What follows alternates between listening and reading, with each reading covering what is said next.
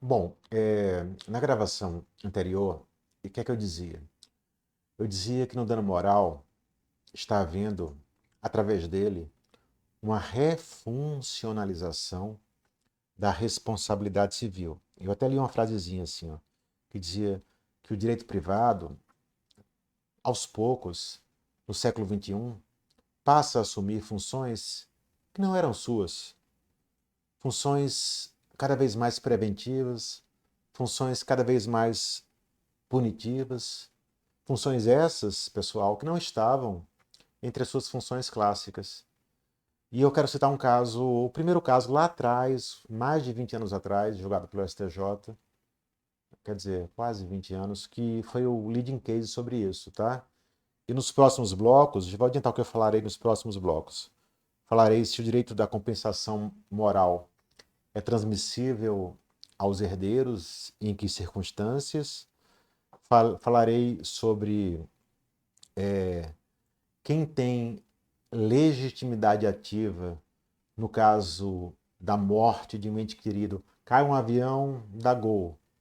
Quem pode entrar pedindo danos morais por essa morte? Um pai, um filho pode. Um irmão pode? Um sobrinho pode? Um amigo íntimo pode? Veremos isso, tá? Veremos também depois as situações que o STJ fala em que há, nesse caso que eu falei, uma legitimidade presumida e casos em que não há essa legitimidade presumida e casos em que temos que ver as circunstâncias concretas, tá? Bom, é isso que eu falarei nos próximos blocos, mas deixa eu voltar aqui para o caso que eu disse que eu queria contar. Seguinte, gente, é um RESP bem antigo, o RESP, olha que antigo que é, 183.508, né? A gente está no RESP 2000 já está no 2000. Esse é o RESP 183.508, relatado pelo, salvo engano, pelo brilhante ministro mineiro, falecido já, Salvio de Figueiredo Teixeira, um grande civilista. Salvio de Figueiredo Teixeira. Sabe qual foi esse caso? Para vocês verem como o caso é antigo. O julgamento foi bem depois do caso em si. Mas o caso em si, havia três jovens na época. Um deles até, um desses jovens, era o Tarcisinho, que hoje é um senhor já, né? Mas ele é filho do Tarcísio Meira, sabe quem é? Do Tarcísio Meira e Glória Pires. É um ator, muito bom ator também. E ele tinha cerca de 20 anos na época, 20 e poucos, estava com dois ou três amigos, um restaurante carioca ali, esqueci agora o nome, Fiorentina, se não me engano. Bom, eles estavam lá, um desses amigos, Tarcisinho,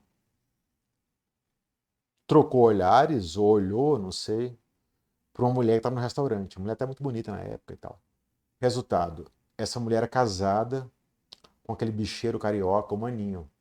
Até morreu depois de forma violenta, o cara era bem complicado. Bom, o que interessa para o nosso caso aqui? O Maninho, o bicheiro, estava lá, viu, ou achou que viu, eu não sei, obviamente, né? Achou que viu esse olhar do cara para a mulher dele. Ficou um clima ruim ali no restaurante. Os meninos resolveram ir embora, pegaram o carro e foram embora. Só que o bicheiro foi atrás com os capangas. Foi atrás em ter três carros. Começou uma perseguição e tal.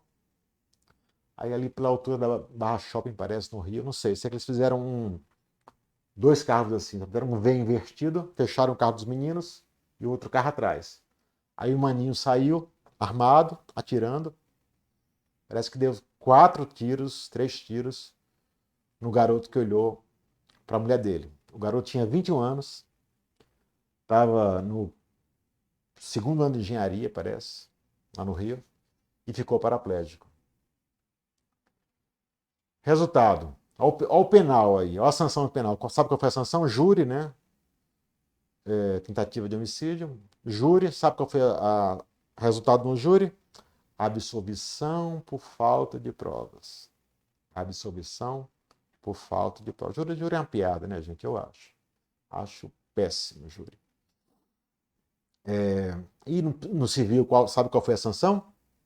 Por isso que eu falo, a sanção real, gente, muitas vezes, no caso concreto, no século XXI, vem do civil, não do penal.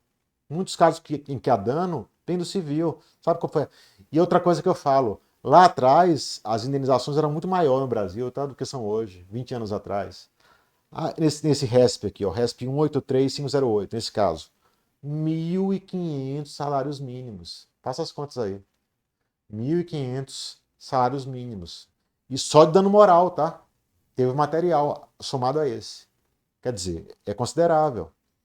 E esse caso, pessoal, esse caso foi os primeiros, talvez o primeiro, em que o STJ aceitou a função punitiva do dano moral, a função punitiva da responsabilidade civil. O tribunal falou, o relator lá, olha, o ato foi de uma agressividade tal, o ato foi de uma agressividade tal, o ato foi de uma antissociabilidade tal, que isso, de algum modo, tem que ficar consignado na resposta. A resposta quer dizer o valor da indenização. E elevou o valor da indenização para 1.500 salários mínimos, entendeu?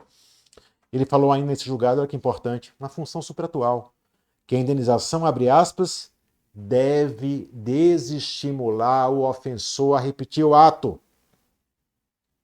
Deve desestimular o ofensor a repetir o ato.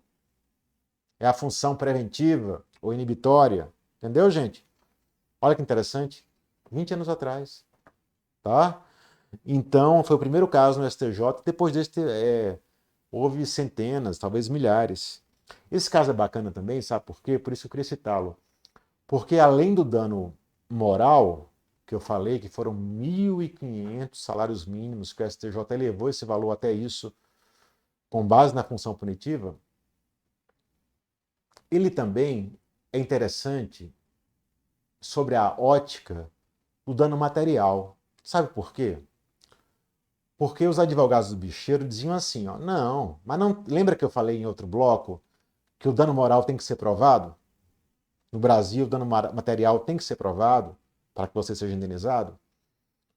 Os advogados do bicheiro diziam, não, mas o garoto não trabalha, tem 21 anos, mora com os pais, faz faculdade. Aí eles diziam, ele dá, entre aspas, prejuízo para os pais. Então não tem dano material aí para ser indenizado. Não tem, ele não trabalha. Aí o STJ, olha que bacana, falou, não trabalha hoje. Não trabalha hoje. Mas a se seguir a ordem natural das coisas, ele ia se formar em engenharia, ia trabalhar como engenheiro ou outra coisa. Aí deu dano material futuro. Dano material futuro para a vítima. Foi até por isso que eu falei, antes eram muito maiores os valores.